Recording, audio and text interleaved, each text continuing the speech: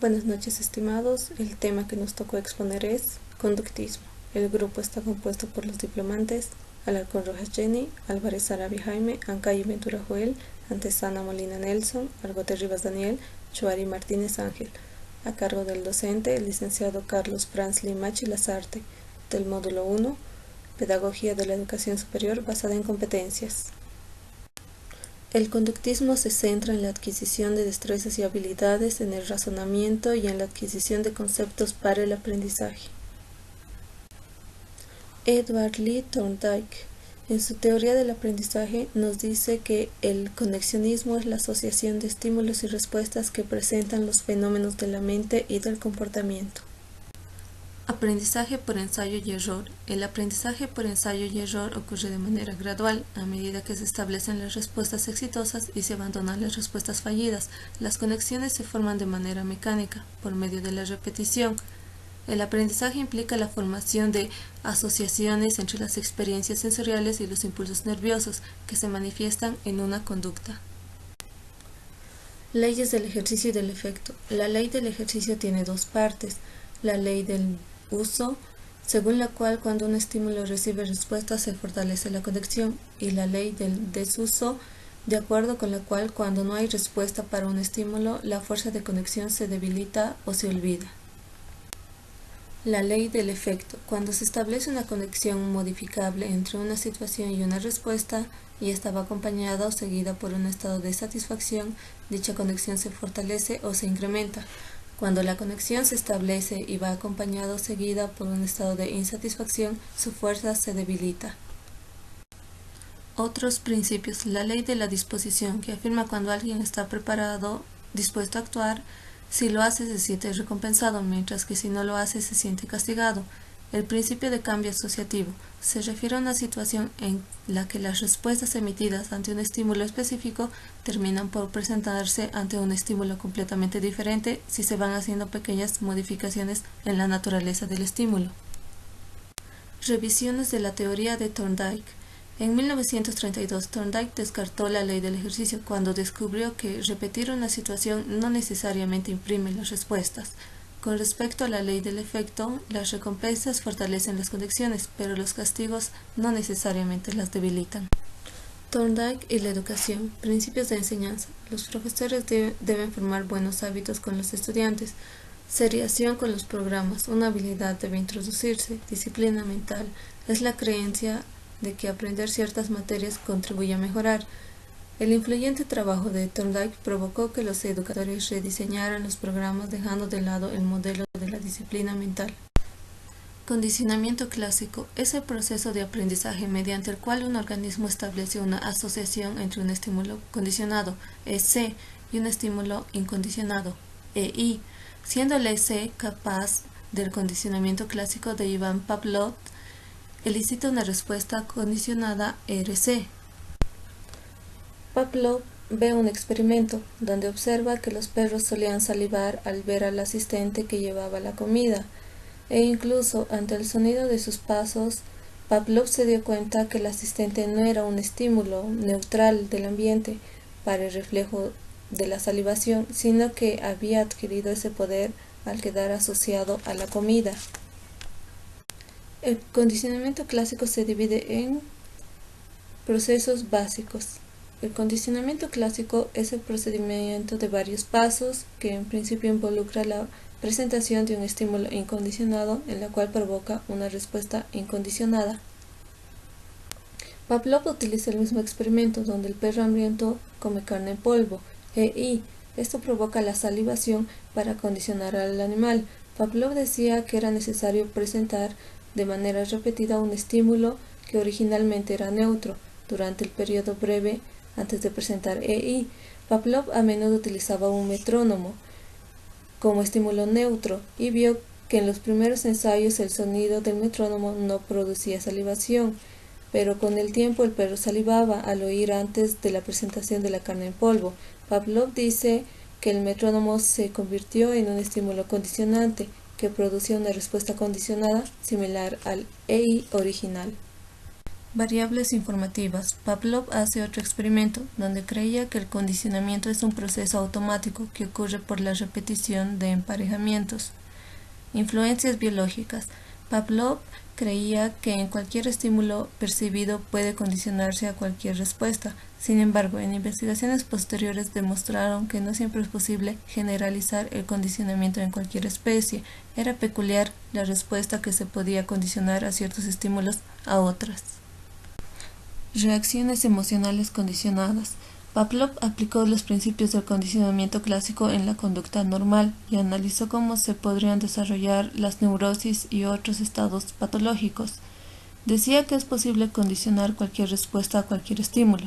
Las especies habían desarrollado mecanismos que les predisponían a ser condicionados en algunas formas. Los principios del condicionamiento clásico son relevantes para algunas conductas disfuncionales. Por ejemplo, en algunos niños que ingresaban al jardín de niños podrían presentar miedo a ser relacionados con la nueva experiencia. Entonces, era muy importante el condicionamiento emocional de cómo influía en estos aspectos. Condicionamiento por contigüidad. El psicólogo Edwin postuló principios de aprendizaje basados en asociaciones que eran actos y los movimientos. Movimiento. Son contracciones musculares que generan reacciones sencillas y discretas. Actos. Conjunto de movimientos, acción-respuesta a una serie de estímulos y resultado de un movimiento. Por ejemplo, en el básquetbol, la anotación de una canasta es un acto para lograr una anotación. Se realiza gran variedad de movimiento. Fuerza asociativa. Aprendizaje que surge de la relación entre el estímulo y su respuesta. Recompensas y castigos. Guthrie creía que el aprendizaje no requería que las respuestas fueran recompensadas. Para él, el mecanismo clave es la contigüidad o el emparejamiento cercano en el tiempo entre el estímulo y la respuesta. Para el aprendizaje relacionaba el asociar. Por ejemplo, las palabras de un idioma extranjero se asocian con sus equivalentes en español y los símbolos químicos se asocian con los nombres de los elementos. Formación y cambio de hábitos. Hábitos. Son disposiciones aprendidas a repetir respuestas previas en conductas establecidas ante muchas señales. Por ejemplo, hay que ser respetuosos con los demás en el salón de clases, laboratorios, etc. Aplicar esta regla en cada uno de estos contextos, la conducta respetuosa de los estudiantes hacia los demás se convierte en un hábito. Guthrie identificó 3 métodos para eliminar hábitos: el umbral, la fatiga, la respuesta incompatible. El umbral. Se presenta el estímulo en su forma más mínima, que no afecte la respuesta, y se va aumentando el nivel del estímulo, de modo que al final la respuesta no sea modificada de manera gradual. Por ejemplo, algunos niños responden al sabor de las espinacas, negándose a comerlas. Para modificar este hábito, los padres podrían presentarles las espinacas en pedazos pequeños, o mezclarlas con alimentos que les gusten, e incrementar poco a poco la cantidad de espinacas que les dan. La fatiga. Se presenta un estímulo dejando que se presente la respuesta indeseada, y el estímulo se repite constantemente hasta generar la fatiga en el individuo, es decir, que ese choque de esa conducta es que se canse. Por ejemplo, para modificar la conducta de un niño que no para de lanzar juguetes, los padres podrían ponerlo a lanzar juguetes hasta que ya no le parezca divertido. Respuesta incompatible. La señal de la conducta indeseable se empareja con una respuesta que es incompatible con la respuesta indeseada, lo cual significa que no es posible emitir las dos respuestas al mismo tiempo. La respuesta que se empareja con la señal debe ser más atractiva para el individuo que la respuesta indeseada. Por ejemplo, para que las personas dejen de comer bocadillos mientras ven la televisión, se les recomienda mantener las manos ocupadas realizando otra actividad. Condicionamiento operante es básicamente el estudio de la conducta con respecto al comportamiento de la persona. Los supuestos son marco conceptual, procesos básicos, cambio conductual, autorregulación y modificación conductual. Marco conceptual. Se analizan los supuestos del condicionamiento operante, es decir, los principios más importantes para el aprendizaje humano. Supuestos científicos. Las personas no experimentan la conciencia o las emociones, más bien lo hacen sus cuerpos, y las reacciones internas son las respuestas a estímulos internos. Análisis funcional de la conducta.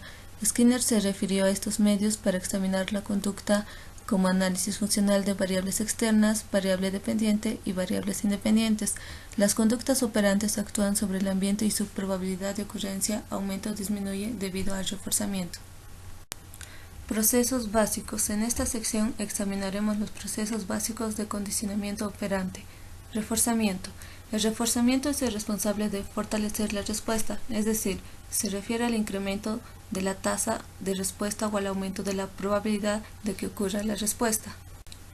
Extinción. Se refiere a la disminución de la fuerza de la respuesta debido a la falta de reforzamiento. Reforzadores primarios y secundarios. Los estímulos como la comida, el agua y el refugio se denominan reforzadores primarios porque son necesarios para sobrevivir. Los reforzadores secundarios son estímulos que se condicionan asociándolos con reforzadores primarios. Principio de Premack. Dice que la oportunidad de participar en una actividad más valiosa refuerza la participación en una actividad valiosa, y el valor se define en términos de la cantidad de respuesta o de tiempo dedicado a la actividad en ausencia de reforzamiento. Castigo. Disminuye la probabilidad futura de responder a un estímulo. Programas de reforzamiento. Se refiere al momento en que se aplican el reforzamiento. Generalización. Una vez que cierta respuesta ocurre con regularidad ante un estímulo dado, la respuesta también podría presentarse ante otros estímulos. Discriminación. El proceso complementario de la generalización implica responder de forma diferente, dependiendo del estímulo o de las características de una situación. Cambio conductual. El reforzamiento se puede colocar por emitir las respuestas correctas solo cuando las personas saben lo que deben hacer. Ahora veremos cómo ocurre el cambio conductual en el condicionamiento operante. Aproximaciones sucesivas. Moldeamiento. El método básico del condicionamiento operante para el cambio conductual es el moldeamiento o el reforzamiento diferencial de las aproximaciones sucesivas. Así la forma o frecuencia deseada de la conducta cambia. Encadenamiento. La mayoría de las acciones humanas son complejas e incluyen varias contingencias de 3 términos, vinculadas de forma sucesiva. El encadenamiento desempeña un papel fundamental en la adquisición de habilidades. Modificación conductual. Se refiere a la aplicación sistemática de los principios del aprendizaje conductual para facilitar comportamientos. Técnicas. Las técnicas básicas de la modificación conductual incluyen el reforzamiento de las conductas deseadas y la extinción de las no deseadas. Modificación cognitivo-conductual. En la modificación cognitivo-conductual, los pensamientos de los aprendices funcionan como estímulos discriminativos y reforzantes. Autorregulación. Desde la perspectiva del condicionamiento operante, la persona decide cuáles conductas regulará. Aplicaciones a la instrucción.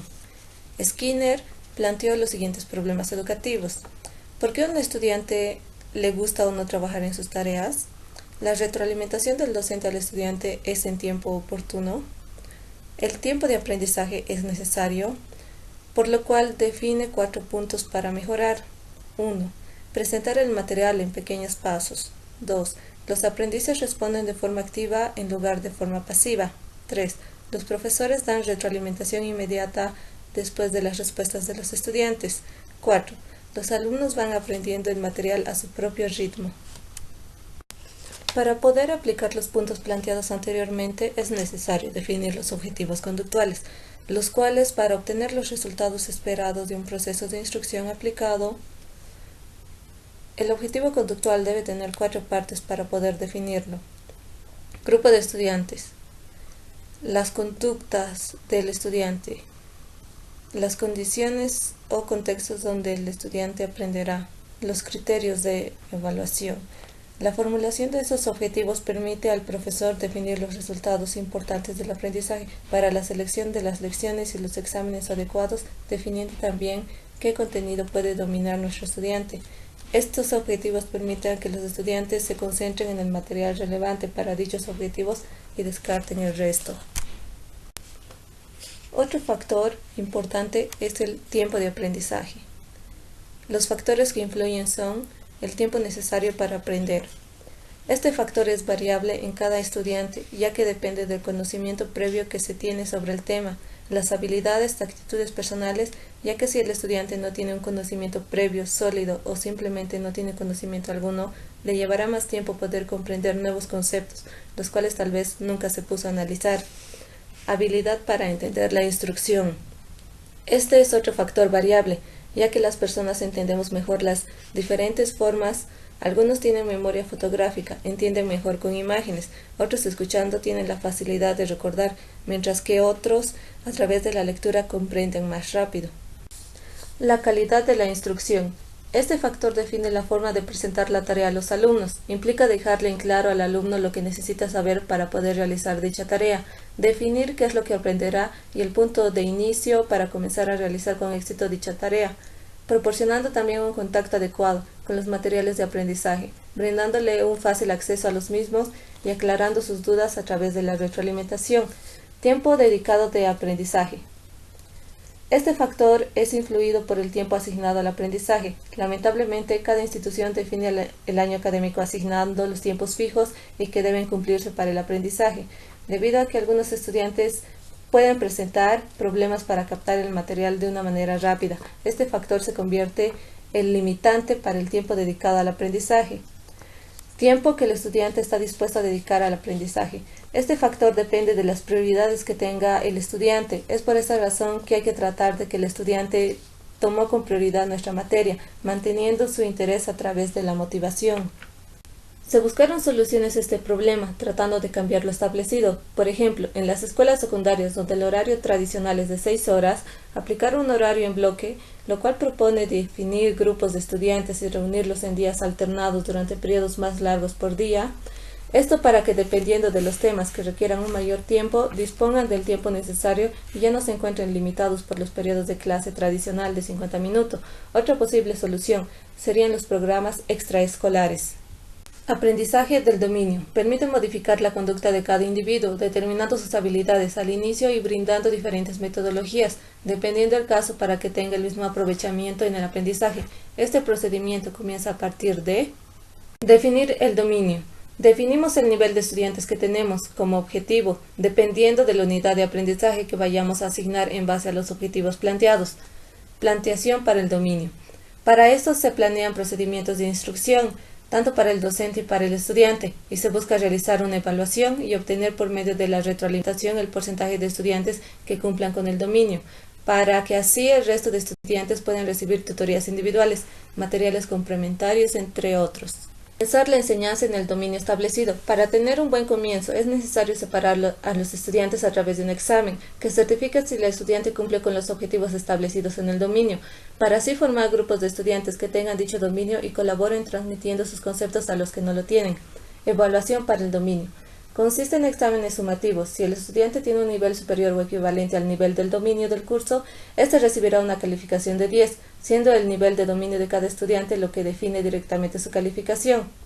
Realizando este proceso, podemos llegar a cumplir el siguiente objetivo. La relación positiva entre la aptitud y el aprovechamiento desaparecerá debido a que todos los estudiantes demuestran el mismo aprovechamiento sin importar sus aptitudes. La instrucción programada. Se refiere a los materiales para la instrucción elaborados según los principios del condicionamiento operante del aprendizaje. En 1958, Skinner creó una máquina, pero agregándole la instrucción. Como se puede observar en la figura, esta máquina de enseñanza presentaba a los estudiantes el material en pequeños pasos. Los alumnos debían dar una respuesta abierta ante cada una de las imágenes. El material se presentaba en secuencia cuidadosa y se separaba en unidades pequeñas para reducir los errores. Los estudiantes recibían retroalimentación inmediata sobre la precisión de cada respuesta y pasaban a la siguiente imagen cuando daban la respuesta correcta. Cuando se equivocaban, recibían material complementario. Aunque representaban algunos problemas, los programas fueron diseñados para reducir los errores y asegurarse de que los aprendices tuvieran éxito. Existen dos tipos de instrucción programada. Programación lineal. En este tipo de programa, el estudiante no tiene la necesidad de responder correctamente para avanzar a la siguiente pregunta. Una vez terminada la prueba, recibe retroalimentación para observar sus errores e información remedial para corregirla. La figura nos muestra esta situación. En el esquema 2 nos muestra cuántas preguntas respondió correctamente, siendo 4 correctas de 5 preguntas. Para poder responder las 5 preguntas correctamente, el estudiante deberá repetir todo el cuestionario. Esto garantiza las repeticiones necesarias para poder garantizar que los estudiantes aprendan bien los conceptos. El otro tipo de programa es el siguiente. Programa ramificado. En este tipo de programa, el avance del estudiante a través de la prueba depende de cómo responde las preguntas. Debido a que estos programas entregan pautas que sirven para encontrar la respuesta, muchas veces no proporcionan las repeticiones necesarias para poder garantizar que los estudiantes aprendan bien los conceptos.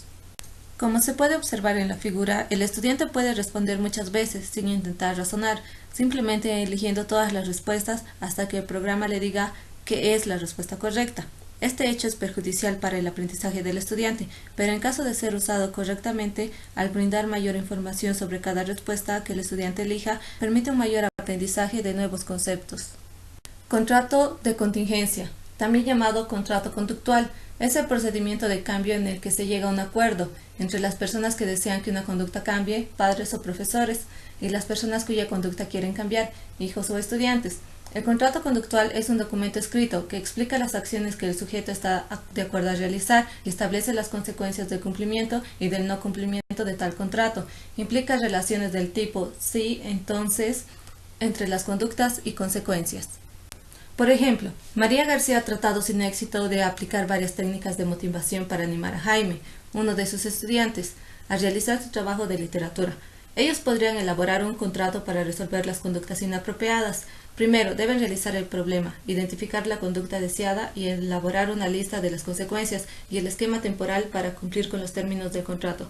Un ejemplo de contrato podría ser el de la imagen. Conclusiones. El conexionismo nos forma de manera mecánica, gradualmente incrementando, debido a los ensayos sucesivos en los hábitos de aprendizaje, donde el aprendizaje es inversamente proporcional al tiempo en que se emplea en el aprendizaje.